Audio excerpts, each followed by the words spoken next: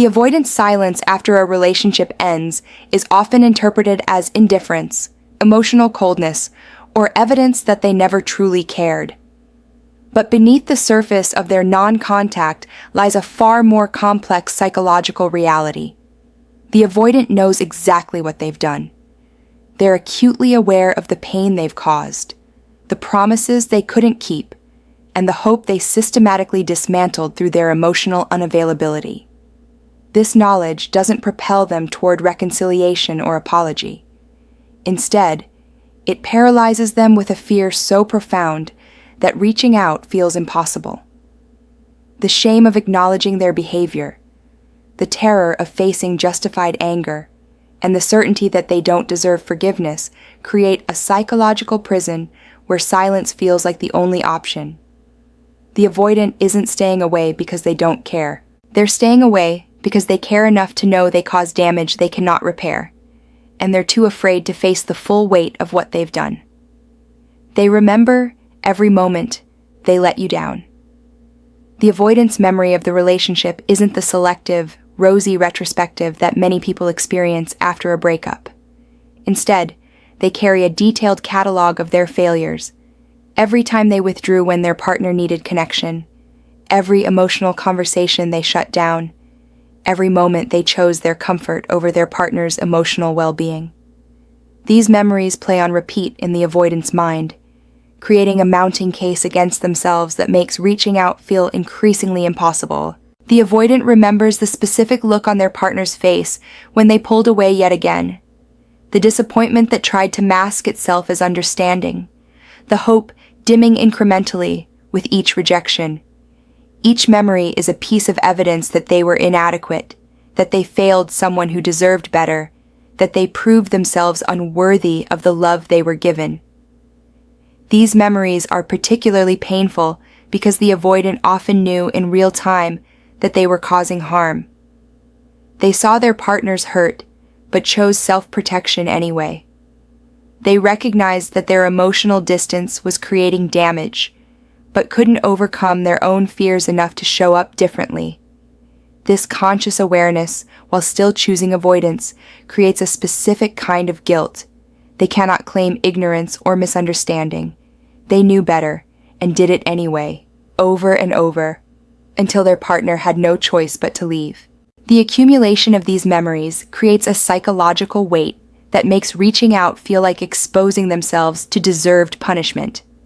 The avoidant imagines their former partner remembering the same moments and rightfully judging them for their consistent failure. They anticipate that any contact would be met with a recounting of these failures, a confrontation with the full impact of their behavior, and they cannot bear the thought of facing that mirror being held up to their actions. Moreover, remembering these moments forces the avoidant to confront that the pain they caused wasn't accidental or circumstantial. It was the direct result of their choices. They chose their emotional safety over their partner's needs repeatedly. They prioritized their fear over their partner's legitimate desires for connection and intimacy. This recognition of agency and choice makes the guilt more acute because they cannot blame external circumstances or lack of understanding. They knew what they were doing, and they did it anyway.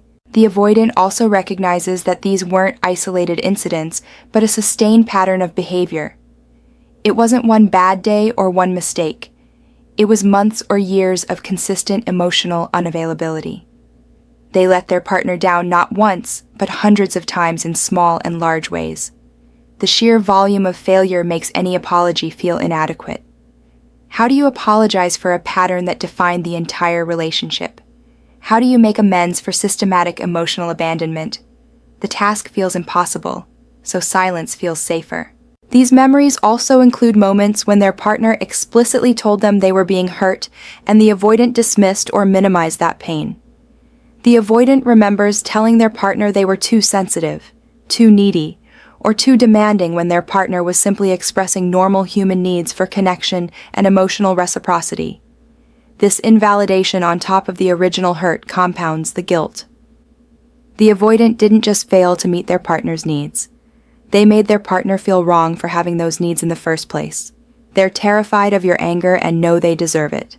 The avoidance psychology is built around avoiding confrontation and managing their discomfort through distance. The thought of reaching out and potentially encountering their former partner's anger triggers every alarm in their nervous system. But what makes this particularly paralyzing is that the avoidant knows the anger is justified. They cannot take refuge in defensiveness or claim they're being treated unfairly. They're aware that any anger directed at them is a natural and deserved response to how they behaved. This knowledge creates an impossible situation for the avoidant. Their entire defensive structure is designed to protect them from feeling bad about themselves, but reaching out would require voluntarily exposing themselves to feedback that confirms their worst fears about their own inadequacy. They imagine their former partner articulating everything they did wrong, listing all the ways they failed and hurt, and the avoidant knows they would have no defense. The anger isn't irrational or exaggerated. It's proportional to the damage caused. The avoidant's fear of anger is compounded by their awareness that they've lost the right to ask for gentleness or understanding. During the relationship, their partner extended them enormous patience and grace, making accommodations for their emotional limitations and forgiving repeated withdrawals. But the avoidant knows they exhausted that patience. They used up all the understanding and goodwill that was available. Now, if they were to reach out, they'd be facing a person who has every right to be done with accommodating their limitations. The avoidant also fears that encountering their former partner's anger would force them to feel emotions they've spent their life avoiding. They might have to sit with shame, guilt, and remorse without the option of retreating into their usual defenses. The anger would hold up a mirror, reflecting their behavior back to them, and they'd have to witness themselves as someone who causes pain, who fails people, who doesn't live up to the standards they claim to hold. This self-perception is so threatening to their psychological equilibrium that avoiding the anger feels necessary for their emotional survival. There's also a paralyzing awareness that any attempt to defend themselves or explain their behavior would only make things worse. The avoidant knows that typical defensive responses, "I was scared," "I didn't know how," "I have my own wounds," would sound like excuses or attempts to center their own pain in a situation where they were the one causing harm.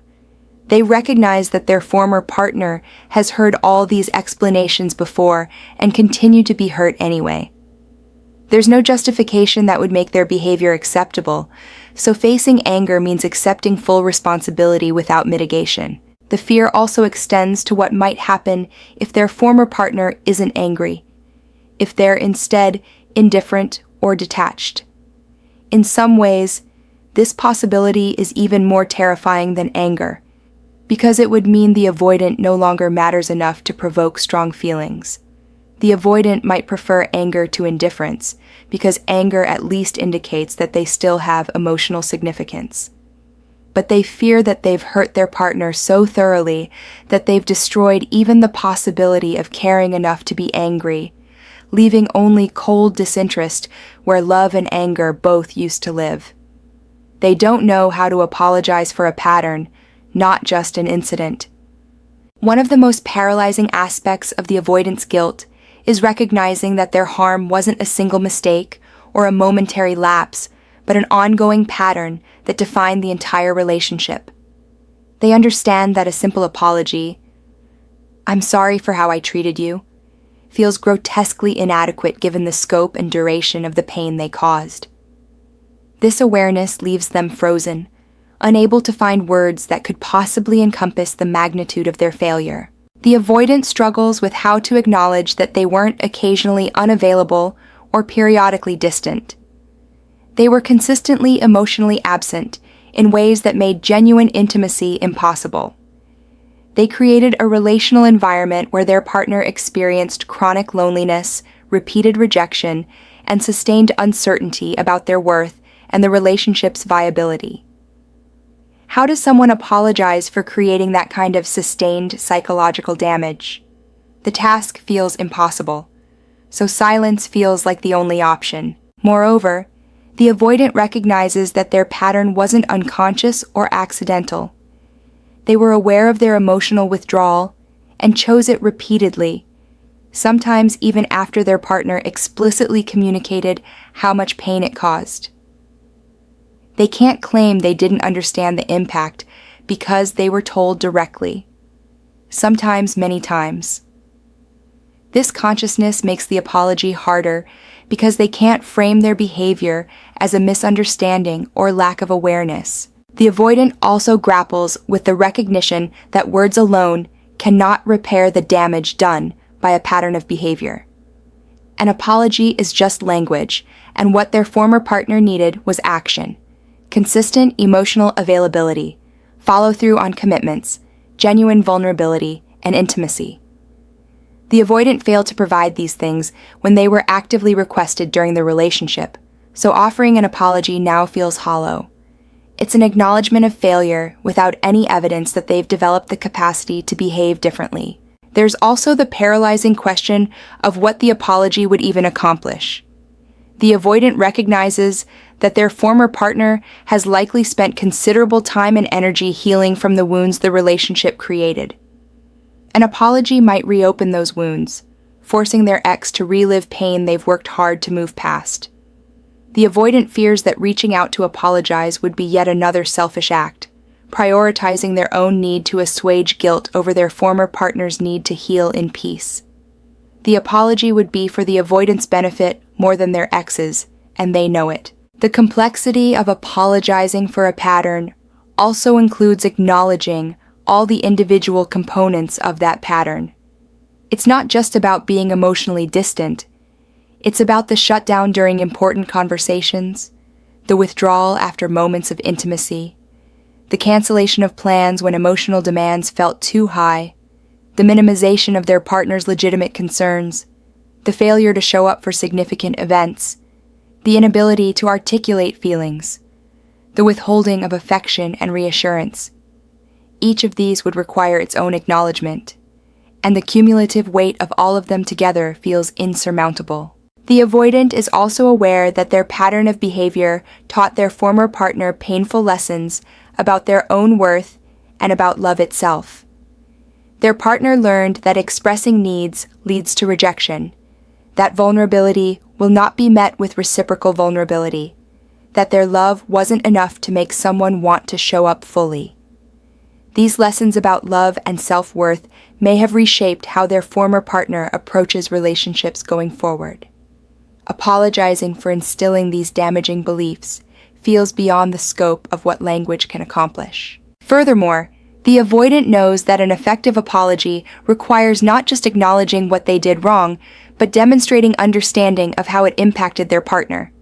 They'd need to articulate the specific pain they caused, the ways their behavior made their partner feel unloved and unworthy, the accumulation of small rejections that added up to a relationship-ending level of hurt. But truly expressing this understanding would require the emotional availability and capacity for empathy that the avoidant struggled with throughout the relationship. The very thing they failed at then is what would be required for a meaningful apology now. They've convinced themselves you're better off without them. A powerful psychological barrier keeping the avoidant from reaching out is the belief they've constructed that their former partner's life is better without them in it.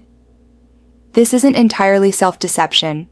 There's truth in recognizing that their emotional unavailability was limiting and painful for their partner. But the avoidant has taken this truth and transformed it into a comprehensive narrative that makes reaching out seem not just scary, but actively harmful to the person they hurt. The avoidant tells themselves that their former partner has finally escaped a relationship that was slowly diminishing them. They imagine their ex breathing easier, feeling lighter, reconnecting with parts of themselves that were suppressed during the relationship. In this narrative, the avoidant positions themselves as a weight their partner was carrying, and their absence as a liberation. Reaching out, in this framework, would be selfish, an attempt to pull their ex back into a dynamic that was fundamentally unhealthy for them. This belief serves multiple psychological functions for the avoidant. It allows them to transform their cowardice about reaching out into an act of selfless love. They're not failing to contact their ex because they're afraid or ashamed. They're nobly stepping back to allow their ex to flourish. This reframe protects the avoidant's self-image while simultaneously justifying their inaction. The avoidant also uses this belief to avoid confronting their own desire for reconnection.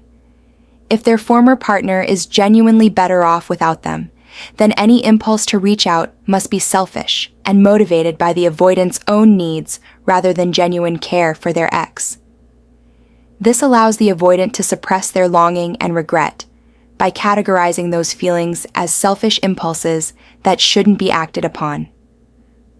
They tell themselves that a truly loving person would stay away and allow their ex to continue thriving.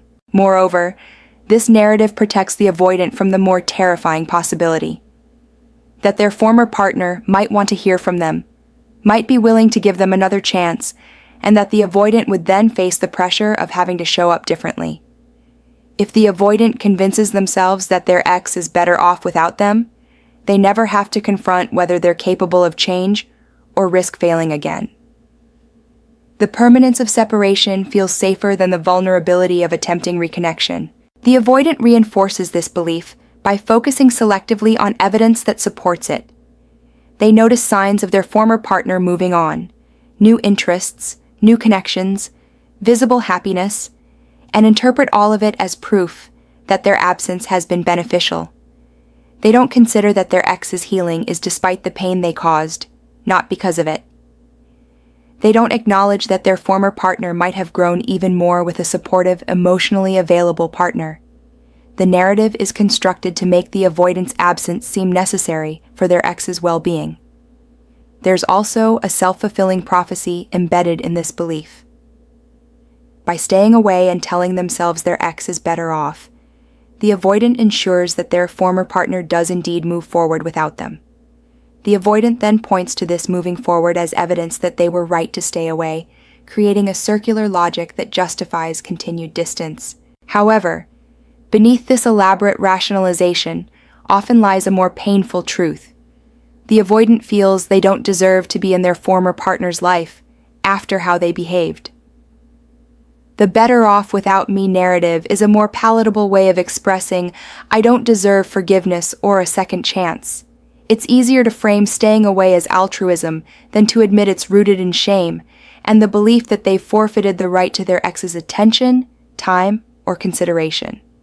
They fear your indifference more than your anger. While the avoidant fears encountering their former partner's anger, there's an even more terrifying possibility that keeps them from reaching out: the prospect of being met with complete indifference. The avoidant understands that indifference represents the final death of emotional investment, and it signifies that they've been relegated to irrelevance in their former partner's emotional landscape. This possibility is more psychologically threatening than anger because it confirms their deepest fear about themselves. Anger at least indicates that the avoidant still holds emotional significance. It means their actions still matter, that their former partner cares enough about what happened to have feelings about it.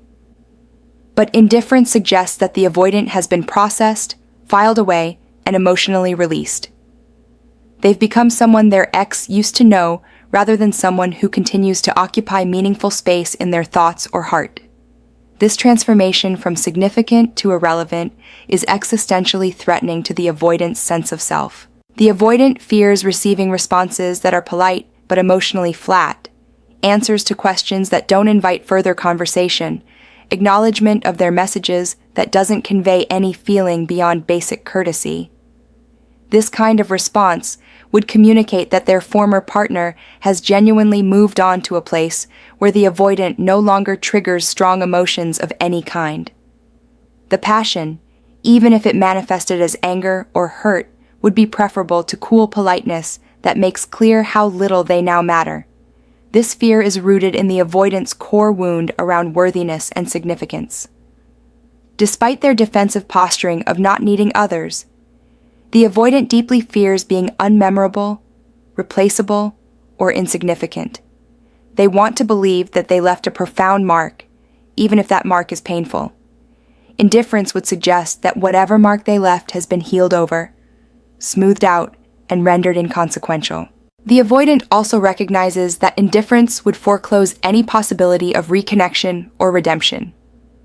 With anger, there's still a relationship, albeit a painful one, that could potentially transform into something else.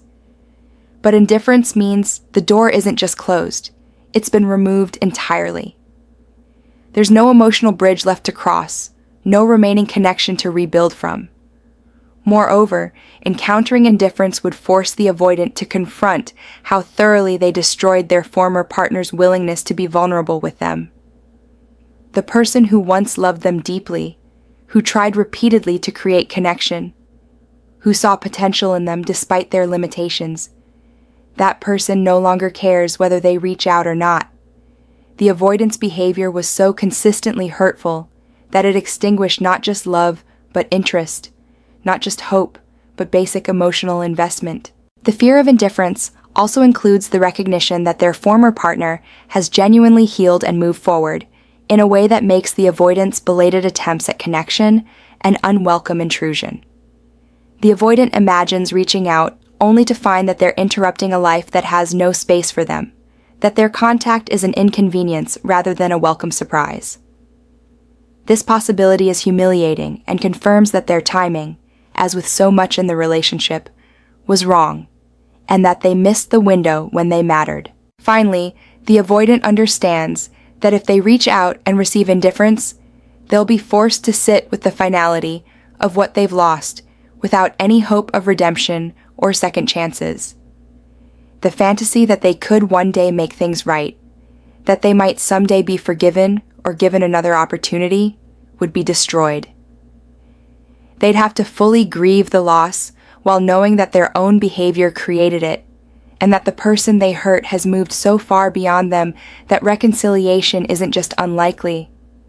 It's no longer even desired by the person whose forgiveness they seek.